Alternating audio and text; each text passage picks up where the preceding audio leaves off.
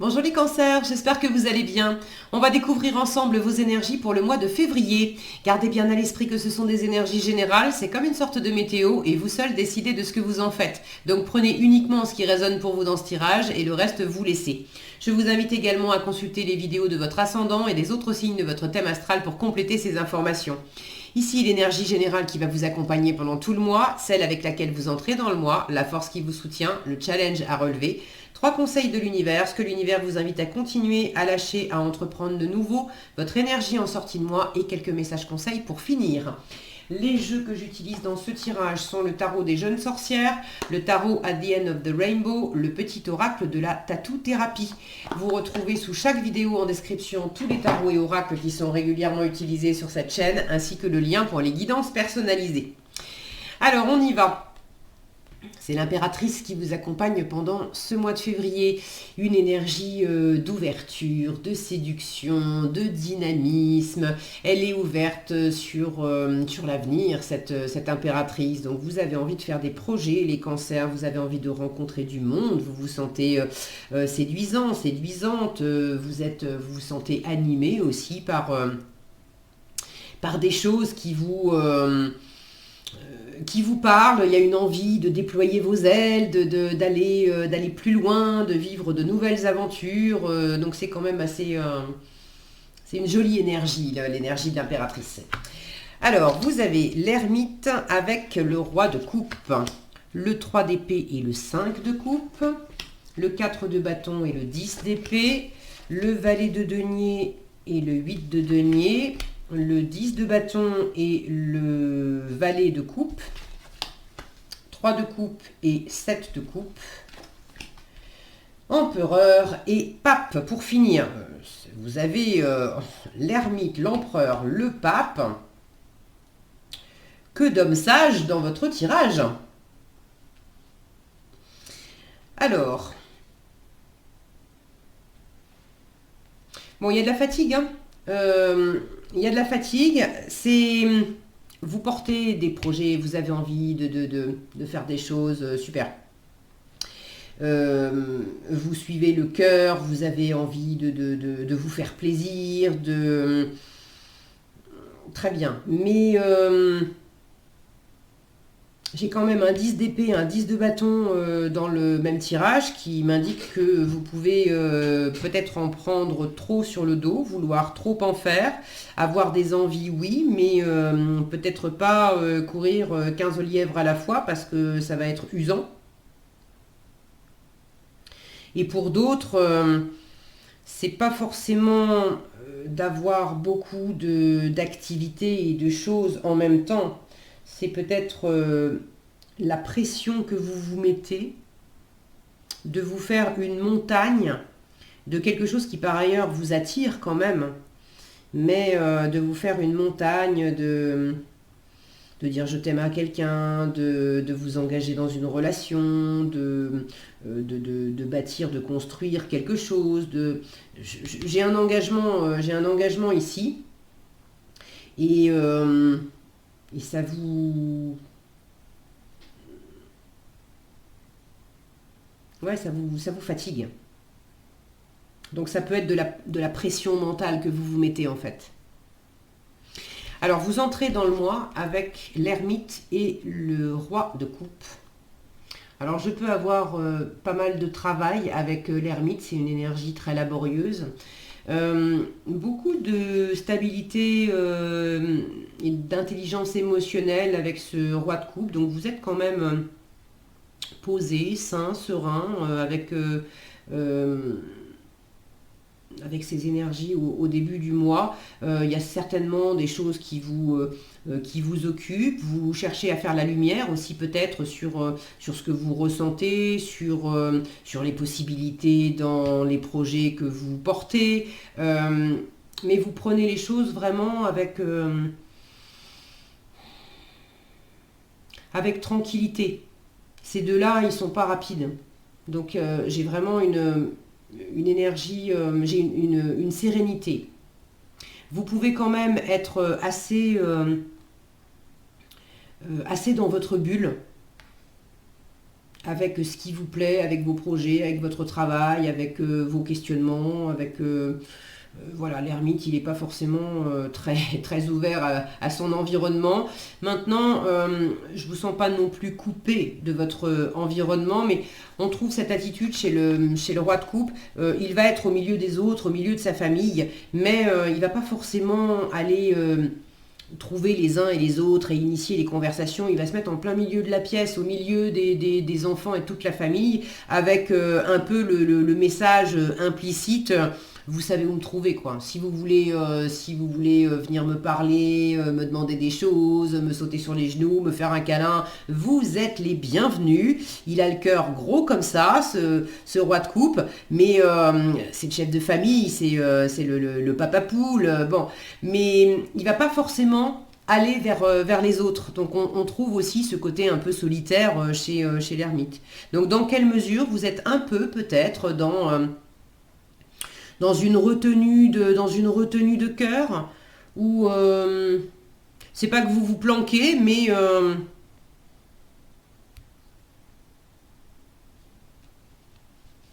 ouais,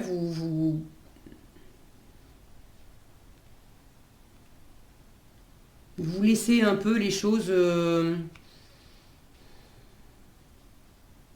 sais pas comment mieux vous dire. Il y a ce côté, voilà, je suis là, vous savez où me trouver.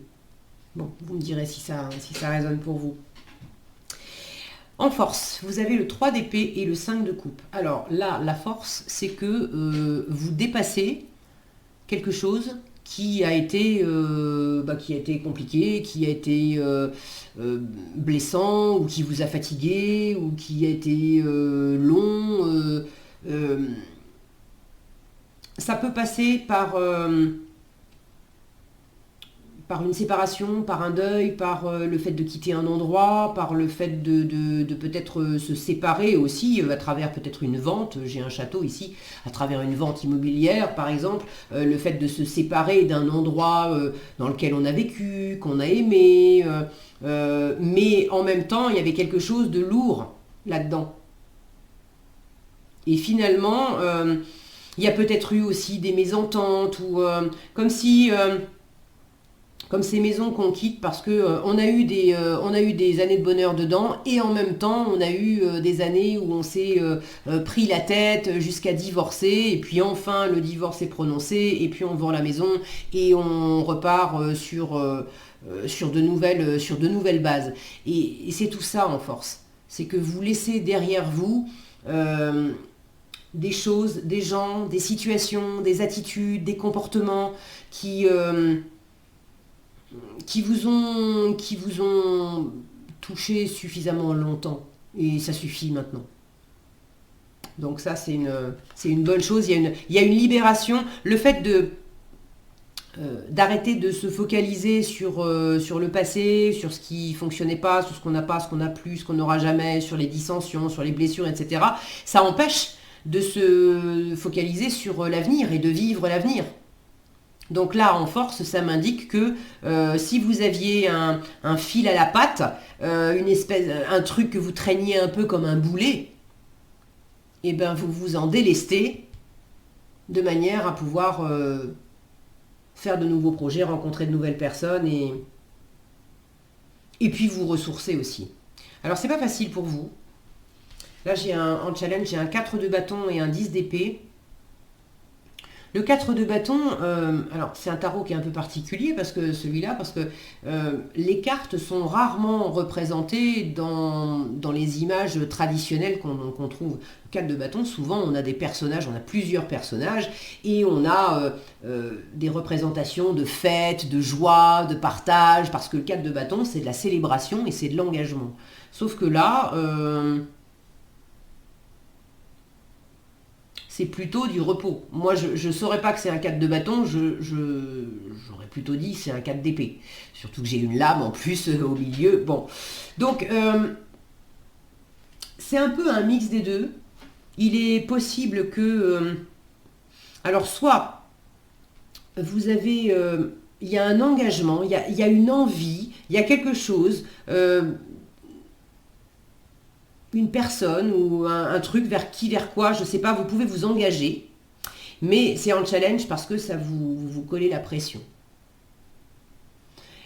Peut-être aussi parce que dans la concrétisation de cet engagement, ça demande quand même beaucoup de démarches, d'énergie, d'implication, de communication, à réfléchir à beaucoup de choses, etc. Et c'est pas que l'engagement est mauvais, mais c'est que c'est fatigant.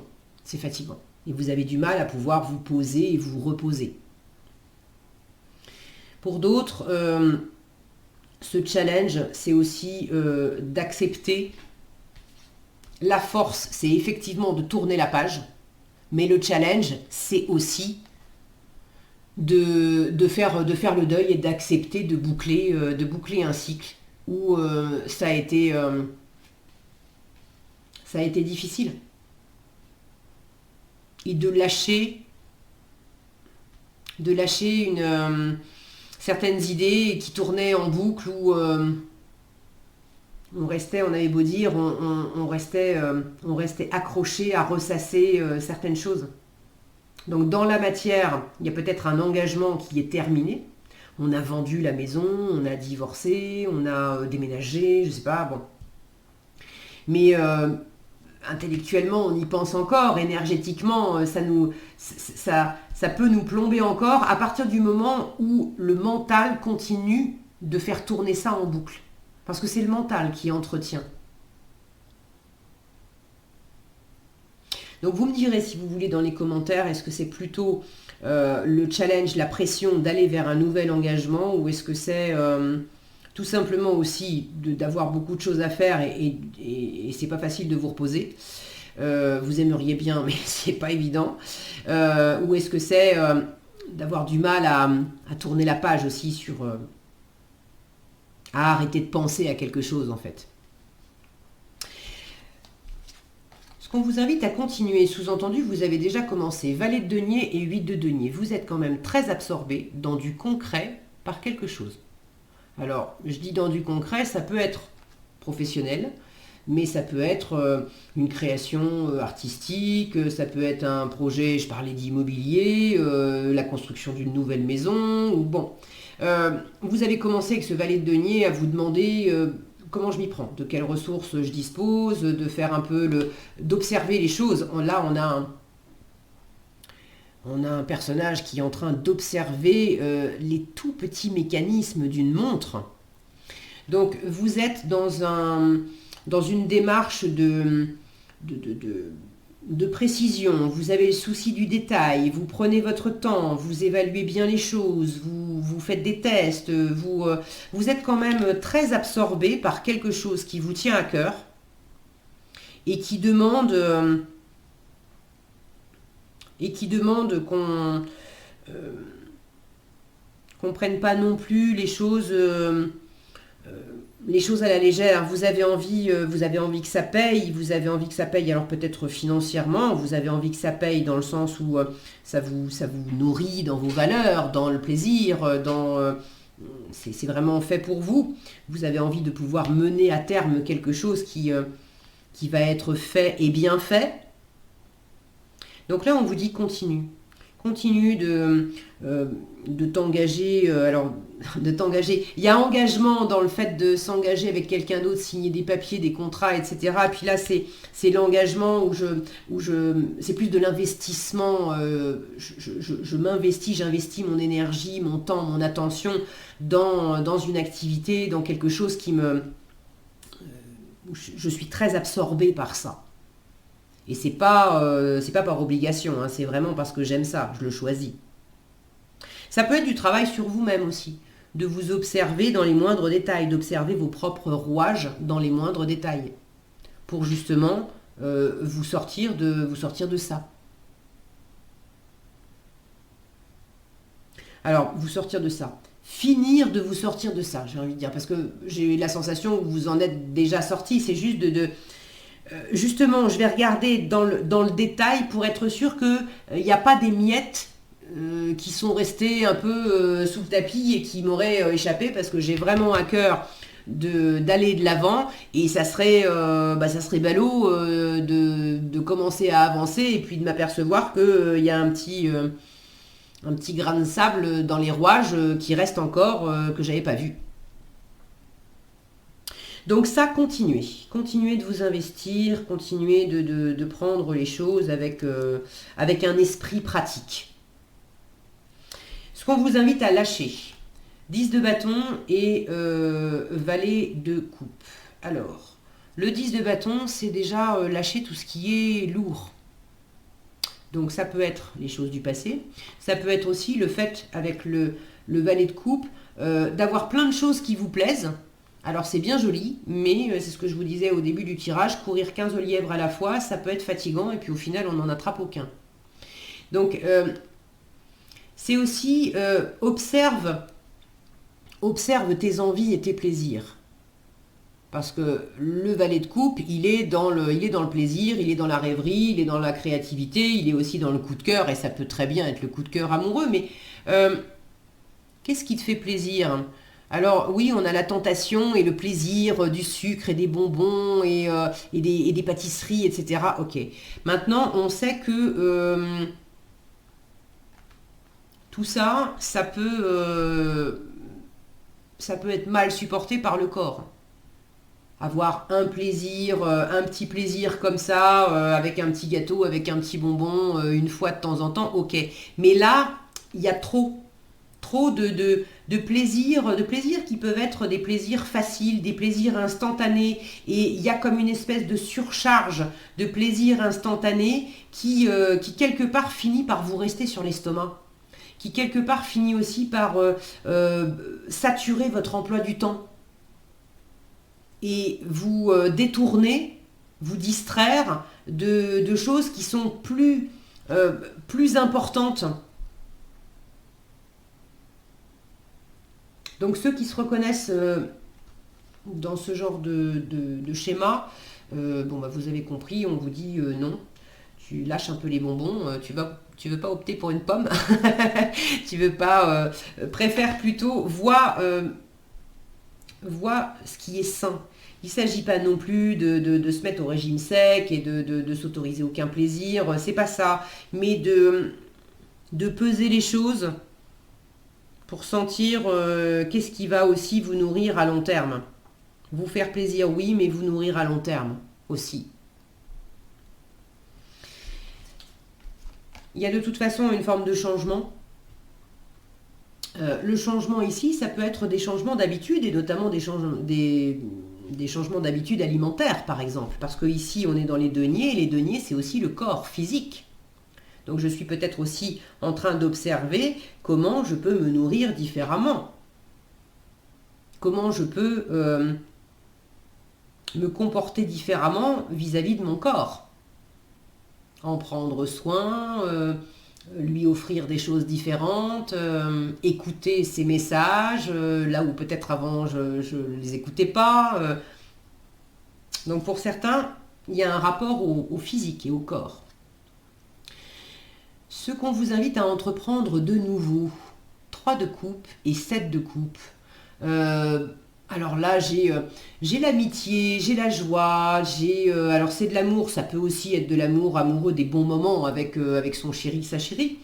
Mais le 3 de coupe, c'est surtout des bons moments qu'on passe avec le cœur. Et amis, famille, c'est plutôt de l'amitié, mais bon, voilà, prenez comme ça résonne pour vous. Et puis le 7 de coupe, c'est toutes les options qu'on a de se faire plaisir, de passer des bons moments, de se retrouver si on ne s'est pas vu depuis longtemps, de peut-être aussi se réconcilier si on s'était un petit peu accroché.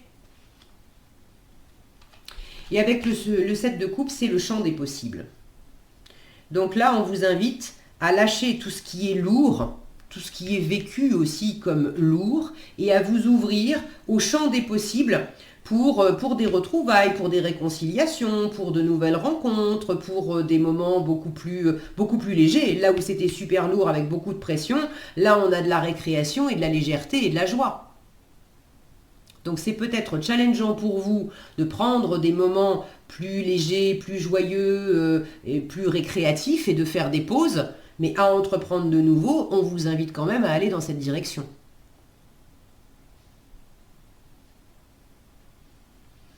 Prenez le temps, le 7 de coupe invite à prendre le temps d'observer les différentes possibilités et de sentir où sont justement, qu'est-ce qui m'attire, mais qui va être un plaisir immédiat et qui va peut-être même avoir un effet pervers à plus long terme.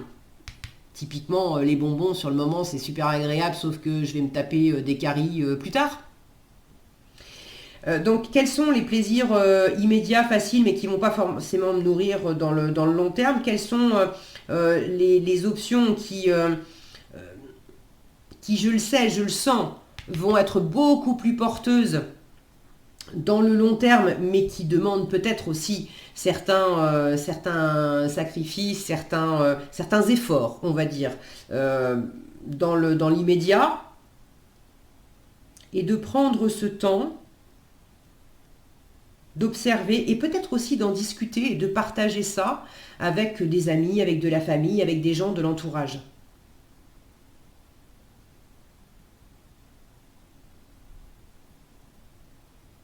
En tout cas, j'ai une notion de légèreté là qui est... c'est aussi...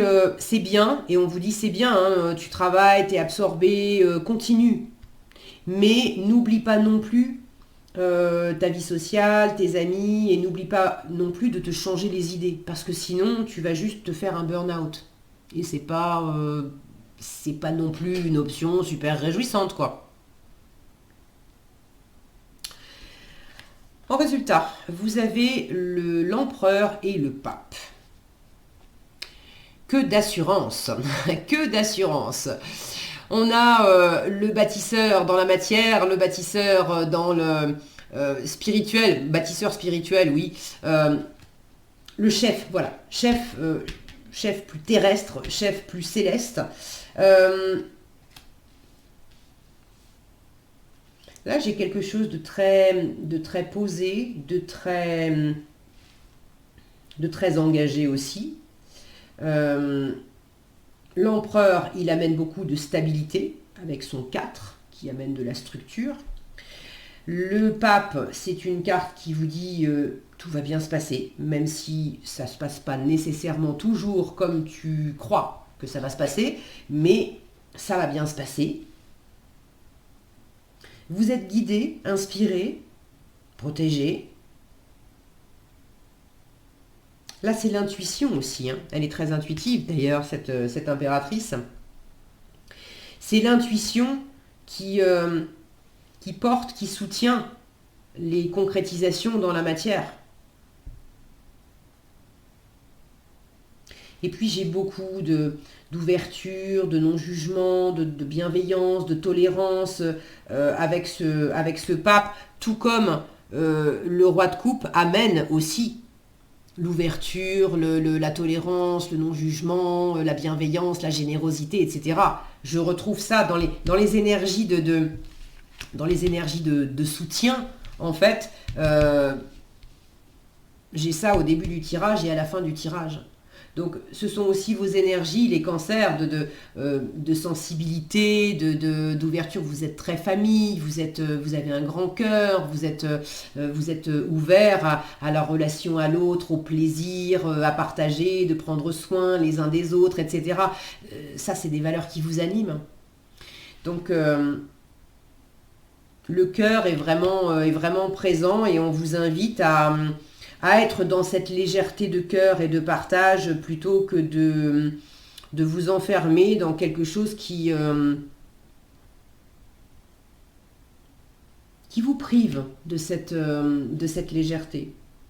Alors ça peut aussi être la présence d'une ou plusieurs personnes qui vous apportent ce cadre, cette structure, cette bienveillance, cette stabilité, cette spiritualité, pour vous aider à vous élever, pour vous aider à trouver la paix dans votre cœur, à tourner la page. Le pape, ça peut très bien être un coach, un mentor, un thérapeute qui va vous aider dans la construction, dans le fait de mener à bien vos projets.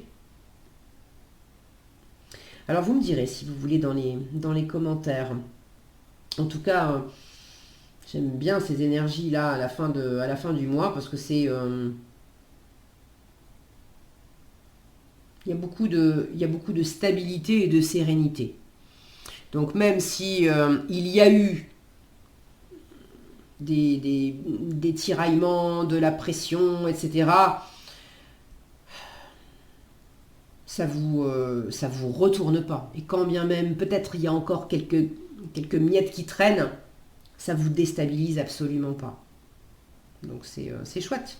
N'oubliez pas de vous amuser, de prendre du plaisir et d'être sur le registre de la légèreté, du partage et de l'amour dans toutes les formes possibles. Alors, en conseil, vous avez l'observation et l'hyperactivité. Alors, l'hyperactivité, on va commencer avec ça. Oblige-toi à t'asseoir un instant et prends le temps de respirer, de te poser un minimum afin d'y voir enfin plus clair. Ce ne sera pas du luxe, c'est même la seule solution valable si tu veux urgemment aller mieux. Donc, vous avez compris le message. Et l'observation ouvre et décuple tous tes sens, surtout celui de la vue. Il faut regarder avec tes yeux, mais aussi avec ton cœur, avant d'agir ou de trancher dans des choix importants. Plus tu seras attentif à tes émotions, et puis observer, voilà, il observe les détails celui-là. Plus tu seras attentive à tes émotions, plus tu verras les obstacles et les embûches à éviter, alors regarde. Voilà ce que j'avais pour vous, les cancers. J'espère que cette vidéo vous sera utile. Si elle vous a plu, je vous invite à la liker, la partager, la commenter. Et pour être averti quand je publie de nouvelles vidéos, il suffit de vous abonner et d'activer la cloche des notifications. Prenez bien soin de vous, passez un excellent mois de février et je vous dis à bientôt dans un prochain tirage.